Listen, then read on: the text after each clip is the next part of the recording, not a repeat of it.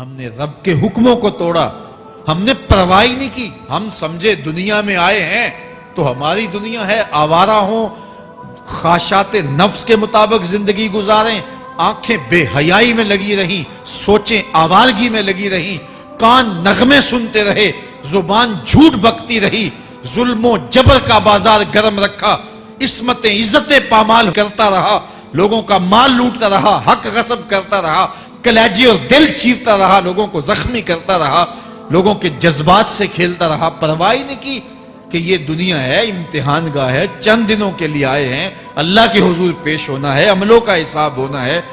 اب جب وہ دیکھیں گے کہ ہمارے ساتھ کیا ہونے والا ہے تو ان کے چہرے پہلے بگڑ جائیں گے۔ کیوں؟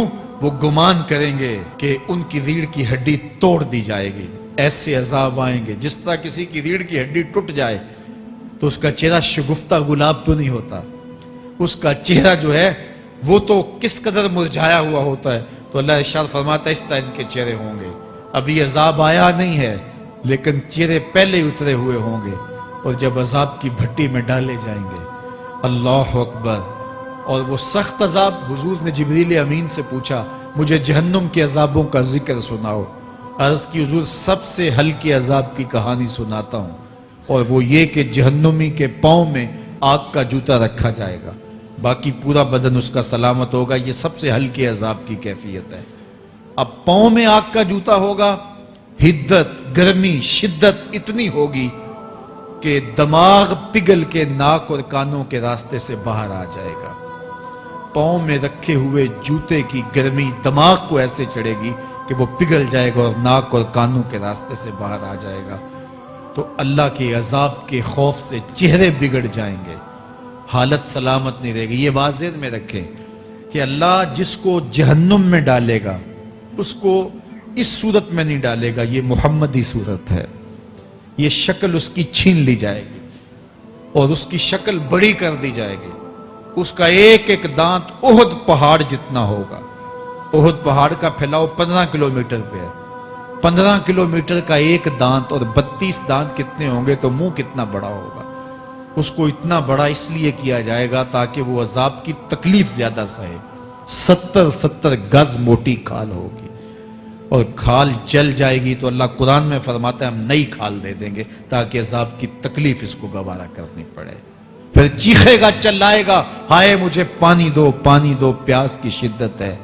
70 سال تک تو اس کی کوئی آواز ہی نہیں سنے گا۔ 70 سال کے بعد داروغہ جہنم چیخ کر کہے گا کیا مانگتا ہے؟ وہ بولے گا مجھے پانی چاہیے۔ کہا جائے گا تو بے بھی ملتا ہے پانی۔ پھر داروغہ جہنم اسے پانی دے گا، کوکا کولا کی بوتل دے گا یا پیپسی تھما دے گا یا منرل واٹر کی بوتل دے گا؟ نہیں، قرآن بتاتا ہے اسے مائے حمیم دیا جائے گا، کھولتا ہوا پانی، اور وہ اتنا گرم ہوگا جب پینے کے لیے چہرے کے قریب کرے گا اس سے اٹھتی ہوئی بھاپ کی وجہ سے چہرے کی کھال ادھڑ کے اس کے اندر گر پڑے گی، لیکن اس کے باوجود اس کو پینا پڑے گا۔ اللہ فرماتا ہے یہ دنیا ہی سب کچھ نہیں ہے، سمجھ لیا یہی سب کچھ ہے، آخرت کو بھول گئے، صبح اٹھے کام پہ چلے گئے، شام آئے آوارگی میں چلے گئے، صدائیں آتی رہی حی علی الصلاح حی علی الفلاح، کوئی پرواہ نہیں کی، نہ پیشانیوں نے سجدے کیے، نہ سوچوں میں پاکیزگی آئی، زندگی یوں گزار کے چلے گئے۔ ایسے نہیں، کہا ایک وہ ہوں گے جن کے چہرے شگفتہ گلاب ہوں گے، ایک وہ ہوں گے جن کے چہرے بگڑے ہوئے ہوں گے۔ اللہ اکبر، کلا اذا بلغت التراقی، یہ تو قیامت کا منظر ہے نا، قیامت سے قبل بھی ایک منظر ہے، اللہ اس منظر کو بھی بیان کر رہا ہے۔ کلا اذا بلغت التراقی، ہاں جب جان گلے کو پہنچ جائے گی۔ اے انسان تیرے اوپر وہ گھڑی بھی آنے والی ہے، وہ وقت بھی آنے والا ہے جب سانس اس ہنسلی میں اٹک جائے گا، جب سینے سے بھی سانس اوپر چلی گئی، اب ڈاکٹر بھی لا علاج قرار دے رہے ہیں کہ اب علاج نہیں رہا ہے، جان بس اب نکلنا چاہ رہی ہے، اور کہا جائے گا کوئی جھاڑ پھونک والا بلاؤ۔ اب ڈاکٹروں نے تو جواب دے دیا، اب سانس اٹک گئی گلے میں، چند لمحوں کی مہمان ہے۔ اب ڈاکٹروں نے کہا اب ہماری جانب سے لا علاج ہو گیا، اب لے جاؤ اس کو گھر، یا وینٹیلیٹر پہ ڈال دیتے ہیں اس کو، بس اب ہماری جانب سے کوئی اس کا علاج نہیں ہے. اب گھر والے روتے ہیں, کہتے ہیں کوئی جھاڑ پھونک والا لاؤ, کوئی دم والا لاؤ, شاید وہ کوئی دم کرے تو اس کی جان میں جان آ جائے. ڈاکٹروں نے تو لا علاج قرار دے دیا. وَظَنَّ عَنَّهُ الْفِرَاقِ. اللہ فرماتا ہے یہ تو جھاڑ پھونک والے کو ڈھونڈ رہے ہیں, لیکن جس کی سانس یہاں اٹکی ہے وہ سمجھ گیا ہے اب موت آ گئی ہے. اس کو یقین ہو گیا ہے کہ اب موت کے لمحے آ گئے ہیں, اب میں بچ نہیں پاؤں گا. اب آنکھیں تاڑے لگی ہوئی ہیں. وَالْتَفَّتِ السَّاقُ بِالسَّاقِ. پنڈلی پہ پنڈلی چڑھ رہی ہے. جب موت آ جاتی ہے تو پھر پنڈلی سے پنڈلی لپٹ جاتی ہے, اس کو پھر جدا کرتے ہیں اور جدا کر کے دونوں انگوٹھے باندھ دیتے ہیں تاکہ پنڈلی کے اوپر پنڈلی نہ چڑھے. اللہ وہ منظر بیان کرتا ہے, صاحب یہ وقت آنے والا ہے جب دونوں انگوٹھے باندھ دیے جائیں گے, جب ناک میں روئی ٹھونس دی جائے گی, جب چٹے لباس میں کفن دیا جائے گا, جب غسال کے سامنے بے بس پڑے ہوں گے, وہ چاہے یہ بازو اٹھائے چاہے یہ بازو اٹھائے, گرم پانی ڈالے یا سرد پانی ڈالے, جب بس پڑے ہوئے ہوں گے جو ہے وہ غسل دینے والوں کے, اور ناک میں روئی ہوگی اور دونوں انگوٹھے آپس میں بندھے ہوں گے. یہ محل, یہ ماڑی, یہ کوٹھیاں, یہ بنگلے جس کو سویر شام لگ کے حلال حرام کی تمیز کیے بغیر بنایا تھا, غوث اعظم رضی اللہ تعالیٰ عنہ بولے مکان بنا رہا ہے, بسیں گے اور حساب تو جا کے دے گا. اور یہ تو ایک رات بھی تجھے اس گھر کے اندر نہیں رکھیں گے کہ چلو ایک رات مہمان رکھ لیں. کہتے ہیں نہیں نہیں, مہمانوں نے بھی جانا ہے تو جلدی کرو, اس کو سپرد کراؤ. وہ تو تیرا لباس بھی پھاڑ کے اتاریں گے, خود غسل دینے کے لیے تیار بھی نہیں ہے. تجھ سے خوف آنے لگا ہے, جاندی واری ڈرونا بنے ہوتے, ہاتھ نہ لاندے ڈر دے, جنہ لئی تو پاپ کمائے اج کتھے نہیں تیرے کر دے. آج تو وہ تیرے ساتھ تجھے غسل دینے کے لیے آمادہ نہیں ہے.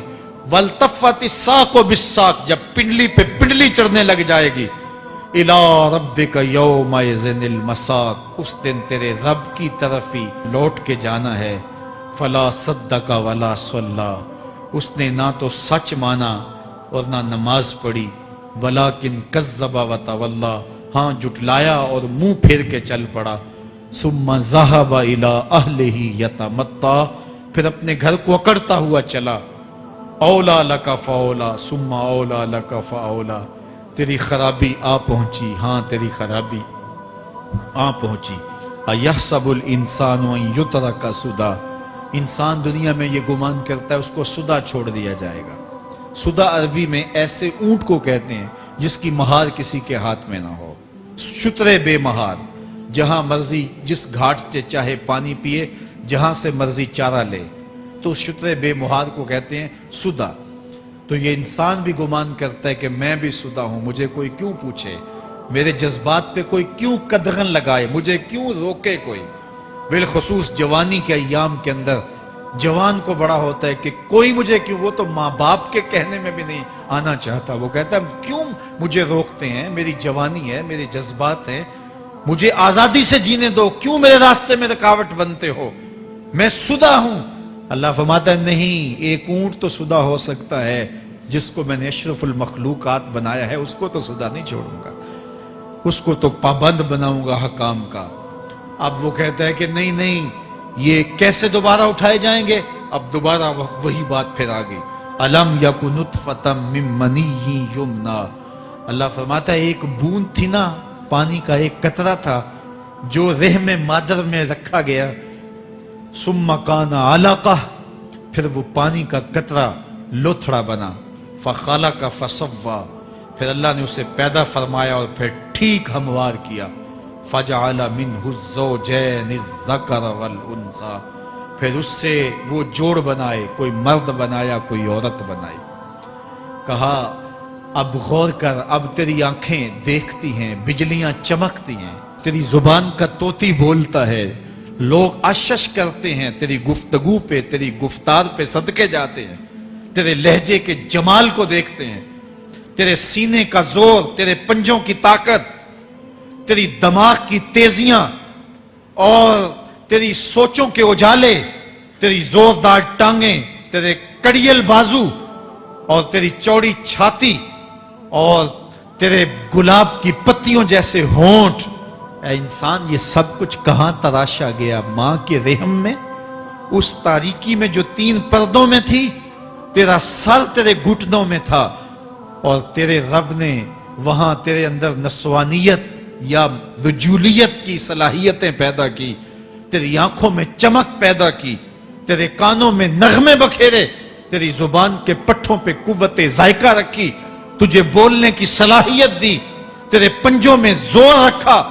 آج تو مفتی شہر ہے، آج تو علامۃ الدہر ہے، آج تو قاضی القضات ہے، آج تو منسٹر ہے، آج تو وزیر اعظم ہے، آج تو پہلوان ہے، آج تو شہزادہ ہے، آج تو بادشاہ ہے، آج تو زوراور ہے، آج تیری طاقت کے کیا کہنے؟ آج شیروں کو تو نچا لیتا ہے، ہاتھیوں کو تو بٹھا لیتا ہے، آج تو بڑا زوراور گھڑ سوار ہے، آج تیری طاقت کے کیا کہنے؟ تو کشتی کرتا ہے، زمانہ دیکھنے آتا ہے، آج تیری طاقت کے شوہرے ہیں، تیری عظمت کے تنتنے ہیں، لیکن انسان تو ایک ناپاک قطرہ تھا اور رحم مادر میں تھا۔ تیرے اندر یہ رنگ کس نے بھرے؟ تیرے کانوں میں نغمے کس نے رکھے؟ تجھے دماغ کی قوتیں کس نے دی؟ زبان کو بولنا کس نے سکھایا؟ آنکھوں میں توانائیاں کس نے رکھی؟ تیری زبان کا طوطی بولتا ہے، یہ سلیقے کس نے دیے؟ پھر اللہ فرمایا، کتنا زوردار بیان ہے، الیس ذالک بقادر علی ان یحیی الموتى، جو ماں کے پیٹ میں ایک نطفے کو ایک خوبصورت انسان بنا سکتا ہے، ہڈیوں کو جوڑ کے دوبارہ انسان نہیں بنا سکتا؟ کیا وہ دوبارہ تجھے کھڑا نہیں کر سکتا اپنے سامنے پیش ہونے کے لیے، جس کے حکموں کو تو نے توڑا ہے، جس کے فرامین کا تو نے مذاق اڑایا ہے؟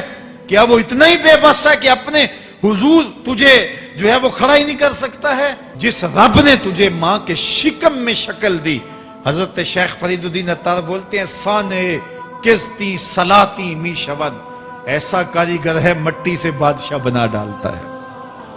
اس نے مٹی سے دارا و سکندر بنائے، اس نے مٹی سے جو ہے وہ رستم و سہراب بنائے، اس نے مٹی سے کیا کیا بنا دیا، جو مٹی سے بادشاہ بنا سکتا ہے، جو نطفہ رحم مادر سے جو ہے وہ شکل اور صورت اور رنگ اور جمال بنا دیتا ہے۔ تیری صورت نکھرتی ہے، تیرے ہونٹ گلابی ہیں، اور تیری نرگسی آنکھیں ہیں، تیرے ریشمی بال ہیں، اور تیری خوبصورت رنگت ہے، تو چال چلتا ہے تو لگتا ہے قیامت چل رہی ہے، تیرا قد رانا جو ہے وہ صنوبر کو شرماتا ہے، تیری گفتار کے تنتنے ہیں۔ جس نے اتنی خوبصورت شکل ماں کے رحم میں بنائی، کیا وہ ہڈیوں کو جوڑ کے دوبارہ انسان نہیں بنا سکتا؟ وہ دوبارہ انسان بنائے گا اور پھر تجھے اپنے حضور کھڑا کرے گا۔ اور ایک حدیث میں آتا ہے، اللہ بندے کو اپنے حضور کھڑا کرنے کے بعد اپنے سامنے سے ہٹنے نہیں دے گا جب تک 5 سوال نہیں پوچھ لے گا۔ ان عمرہ ہی فیما افنا ہو، اس کی عمر کے بارے میں پوچھے گا، کہاں ضائع کی؟ میں نے تجھے زندگی دی، 60 سال 70 سال 40 سال 50 سال، اس زندگی کو کہاں گزار کے آیا ہے؟ ان شبابہ فیما ابلا ہو، اس کی جوانی کے بارے میں پوچھا جائے گا، جوانی کہاں گزار کے آیا ہے؟ مجنوں تو نہیں بنا رہا، خواہشات کا اسیر تو نہیں ہو گیا، دیوانوں کی طرح زندگی تو نہیں گزار کے آ گیا؟ تیری جوانی کسی چوک میں تو نہیں گزری، تیری جوانی آوارگی میں تو نہیں گزری، ساری رات سوشل میڈیا کے اوپر گندگی اور غلاظتیں تو نہیں دیکھتا رہا؟ تیری زندگی گزری کہاں ہے؟ تیری جوانی گزری کہاں ہے؟ اگر کوئی جواب نہ ہوا تو پھر کیا جواب دے گا؟ اور وہ کتنا خوش نصیب ہوگا جو کہے گا، مالک میری جوانی سجدوں میں گزری، میری جوانی قیام میں گزری، میری جوانی رکوع میں گزری۔ میرے حضور فرماتے ہیں، سبعۃ یظلھم اللہ فی ظلہ یوم لا ظل الا ظلہ، 7 اشخاص ایسے ہیں قیامت کے دن جب کوئی سایہ نہیں ہوگا، اللہ ان 7 کو اپنے عرش کا سایہ دے گا۔ ان میں سے دوسرا شخص میرے حضور نے بیان فرمایا، وَشَابٌ نَشَأَ فِي عِبَادَةِ اللَّهِ، وہ جوان جس کی جوانی اللہ کی عبادت میں گزرے۔ جوانوں، اپنی زندگی کو مالک کی دہلیز پہ لے آؤ۔ جوانی وہی ہے جو مالک کی چوکھٹ پہ گزرے۔ اپنے دل کا تعلق جوڑو، عشق کرنا ہے تو پھر آمنہ کے لال سے کرو۔ محبت کا رشتہ ان سے جوڑو، تعلق کا ربط ان سے قائم کرو، جوانی کو دین کی راہ پہ ڈالو۔ اللہ اکبر۔ سنو میرے حضور کا فرمان، آنا حبیب اللہ، میں اللہ کا حبیب ہوں۔ پھر فرمایا الشاب التائب حبیب اللہ، جو جوان جوانی میں توبہ کرے وہ بھی اللہ کا حبیب ہے۔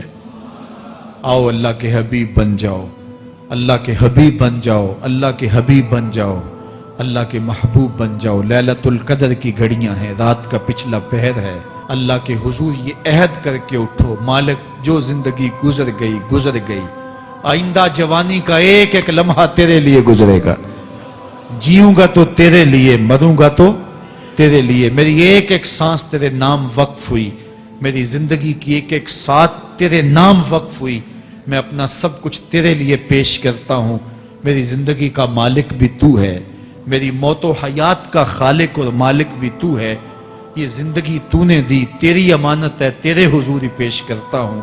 اور لیلۃ القدر کی گھڑیوں میں اس عزم کے ساتھ گھروں کو لوٹو کہ اللہ میری زندگی کا ایک ایک لمحہ تیرے نام ہوا، آنے والے موسم تیرے نام ہوئے، میری جوانی تیرے نام ہوئی، میرے آنسو تیرے نام ہوئے، میری پیشانی تیرے نام ہوئی، میرے دل کی دھڑکن تیرے نام ہوئی، میری صلاحیتیں تیرے نام ہوئی، میری زبان بولے گی تو تیری تسبیح بولے گی، تیرے ذکر کے ترانے پڑے گی، میرے کان سنیں گے تو قرآن کے نغمے سنیں گے، میری آنکھیں دیکھیں گی تو مالک تیری قدرت کی نشانیاں دیکھیں گی، تیرے رسول کا روضہ دیکھیں گی، تیرا کعبہ دیکھیں گی۔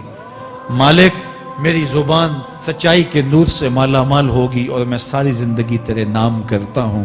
اور جب آپ اپنی ساری زندگی اللہ کے نام کر دیں گے تو پھر وہ پوری کائنات تمہارے نام کر دے گا۔ کی محمد سے وفا تو نے تو ہم تیرے ہیں، یہ جہاں چیز ہے کیا لوح و قلم تیرے ہیں۔ اللہ آپ سب کو اپنی پناہ میں، امان میں اور حفاظتوں کے حصار میں رکھے۔